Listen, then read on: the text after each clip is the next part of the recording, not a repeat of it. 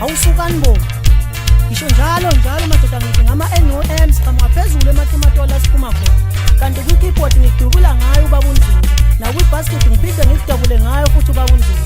Bese kuzothi la ecofeni ngiphinde futhi ngidubule ngayo ubaba uNdlovu engihlanganisele nje yonke. Ngihamba nawo uNsizwe Ntombi ziyamnika madoda ngimthatha phezulu eMatimatola ekhona ngimthatha khona. Ebe khona olwethu umfoka Mhlongo.